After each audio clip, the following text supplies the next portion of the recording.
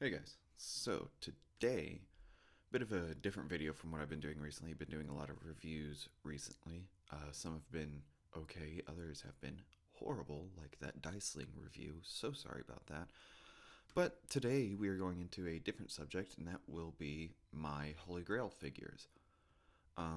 Basically, these are just figures that I will want at some point. Like if someone got me these, like they would absolutely be like the center point of my collection. So I'm going to divide this into two parts. Up first, we have the mainline slash Hasbro releases. These are ones that are not from third parties, so you're not going to see any unique toys or DX9 or Make Toys, anything like that, Kang Toys.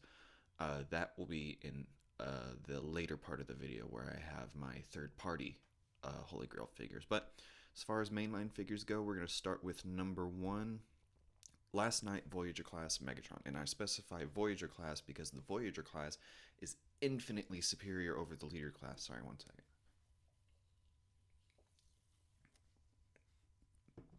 Sorry about that. Yeah, this is my favorite Megatron design as far as robot mode goes. It's not a good Transformers design, I'll admit that right now. You can't see any of the jet mode in his robot mode, but that was pretty standard for the last two Michael Bay movies. But yeah, I really like this design. But also, this figure specifically just cleans up so well. Like, this is one of the few times where if Hasbro decides to do a Studio Series release of this figure, which they've pretty much got no other choice but to start going into those Age of Extinction slash Last Night um, characters because they pretty much burned through majority of all of the first three movie characters. Sorry, and I think this is one that they could absolutely just do a re-release of. Just update the engineering a little bit and then give it a bit of a better paint job. Maybe go for a gunmetal gray instead of this weird like bluish color. But yeah, this is definitely one of my Holy Grail figures. Like I am so upset I did not get this when it came out. But on to number two, we have Cybertron Breakdown. Now, this is a personal thing for me. This was one of the first figures I ever got. Um, I had two, no, I had four Cybertron figures growing up. All of them were Scout class. This, I think, was the second one I got. The first one I got was Brush Guard, which was my first ever figure in general. But yeah, I do want to get this guy back into my collection. I really liked him growing up. He was Me and my brother used to always fight over who got to play with him. So yeah, that's more just a sentimental thing. It's not like I'm gonna talk about it's such a great figure or anything like that. It's sentimental more than anything else. But moving on, we have the Age of Extinction Dinobots. I have three. I have Slog, Strafe, and Slug up there right now. I don't plan on getting Grimlock because I have the Studio Series version, and that is just the Infinite version, point blank. They're the infinitely better version, sorry. There's no argument there. The reason these guys are in there is because this was the first Dinobot team that I had ever actually completed. I had every single member of this Dinobot team. Snarl was probably my favorite of the toys, at least, because he just looked really cool in both modes, and they actually put some effort into making him symmetrical, whereas in the other guys, they were asymmetrical, which isn't inherently bad, but the fact that they purposely molded in a second head into his other leg so that it didn't look too asymmetrical, I think that's really nice. Unfortunately, I sold these without realizing that I would probably want to keep them, but the reason I sold them is because I got them online and they were all painted. Like, they custom painted. Um, Sorry. So yeah, sold those. Um, there was no way I was ever going to get them back to their original condition. Sold them for like a fraction of what I got them for. Some of them were just broken. Slash was broken. Slug broke. Scorn's legs are just like they don't hold on whatsoever. The ball joints have pretty much degraded entirely. So I do want to get this team back into my collection. But moving on. Transformer, did I skip? I skipped number 4. Sorry about that. Number four, I believe I had him listed. I probably just didn't have. I probably just forgot to put him in here. Number four is, I'm trying to think of it. I'm blanking on his name now. It's oh God, what's his name?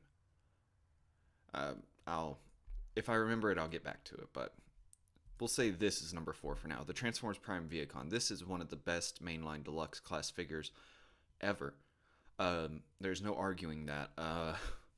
The fact that so Transformers Prime, the toy line at least, took place during this really weird time where, for like the first time in a while, Hasbro was going through budget cuts on the Transformers specifically, and that's why the first edition releases of Transformers Prime figures were really, really good outside of Megatron, who I think had a lot of QC issues.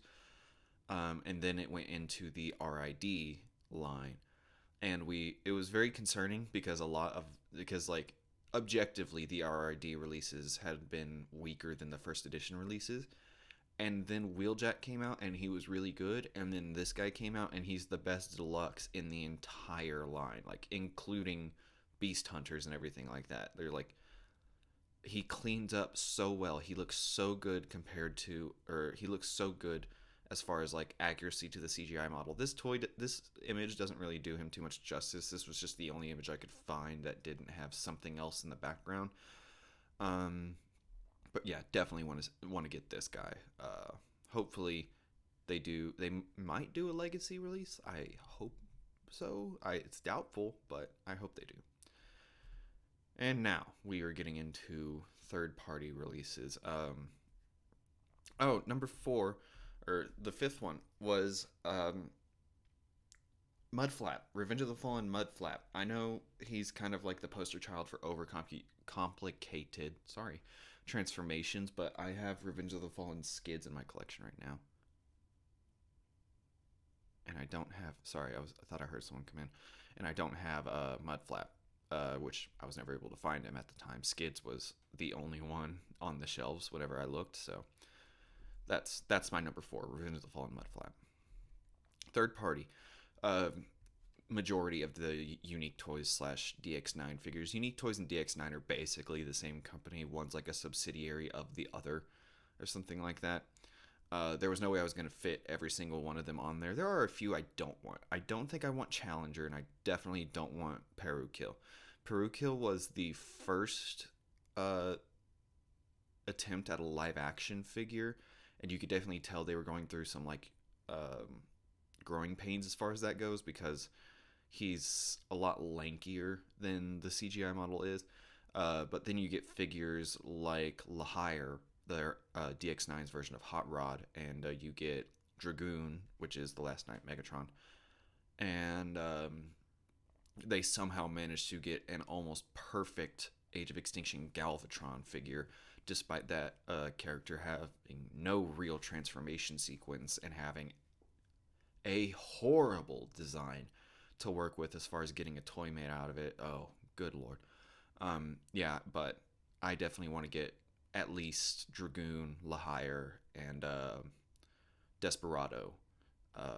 Those three are definitely the ones I want to get. But moving on, the Planet X figures, specifically the War and Fall of Cybertron figures, especially the Dinobots. All the Dinobots look great. Even there's one. It's Paddles in the comics, but they don't call him that obviously because they would have to get copyright for that. But definitely Grimlock. Grimlock's the one I want the most. And then, yeah, there's not really a single bad figure that I've seen from the Planet X War and Fall for Cybertron figure, so definitely want to get these guys in. Up next, the best movie Grimlock toy that I have ever seen. G Creations, I can't remember what they call him. It's Wrath or something like that, but they specify it as the movie version. This is the best movie Grimlock.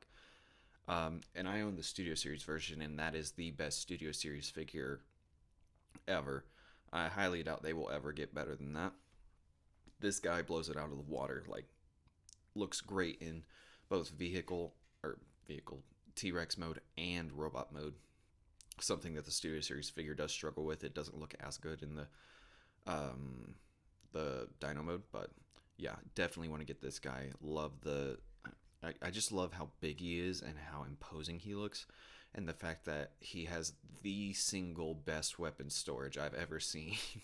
His club makes up a good portion of the tail, but you wouldn't be able to tell just by looking at it. It's amazing.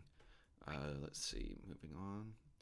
I forgot to put number 4, but monocrat Mega Tank. This is what movie Megatron should have always looked like. And if he appears in some of the upcoming live action movies, we know there's going to be one based on Cybertron.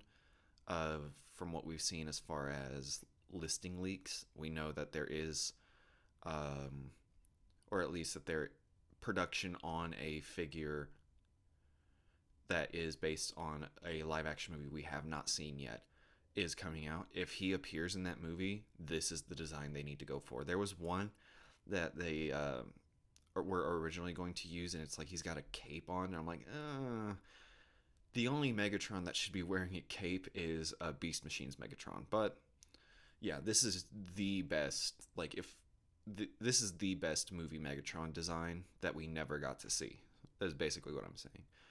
And for number 5, Kang Toys Predaking. I couldn't find any complete pictures of him, so I just chose, I believe this is Rampage. These are some of the best looking combiners ever. And that's including, like, there was a Devastator combiner set that came out a while ago, like 7 or 8 years ago. And those looked great. This looks 10 times better. This, in my opinion, if Predaking shows up in the live action movies, I highly doubt he will. But in the event that he does, I think Hasbro should seriously consider making the individuals look like the figures in this one. Maybe don't go into making like each individual part of the combined mode its own thing. I know, like, this version of Predaking, the waist, or like the crotch area, sorry, no better way of putting that, is its own like transformer. The feet are its own transformer. I think the hands are a part of like the individual figures, like they aren't their own transformers, but like I don't know if you need to go that far. If you do, great, but like this is the aesthetic of these figures is what I'm saying Hasbro needs to seriously look into, or the movie designers need to look into making, as far as if they decide to use a Predaking. Again, I seriously doubt we're ever going to see Predaking in live action, but we can hope, right? So, with all that being said, those have been my holy grail figures, if you can say. We'll do a quick recap. Voyager class Megatron, Cybertron Breakdown, the Age of Extinction Dinobots, Revenge of the Fallen Mudflap, almost forgot his name again, and then Transformers Prime Viacon, and then as far as third parties, at least Dragoon and Desperado, at very least the Fall of Cybertron Dinobots from Planet X, this guy for sure, G Creations Movie Grimlock, Monocrat Megatank, and Kang Toys Predaking, represented by Kang Toys Rampage. So, with all that being said, sorry if I got a little too rambly throughout that. This is just a simple way of making a video that isn't a review. So with all that being said, I'll see you guys some other time.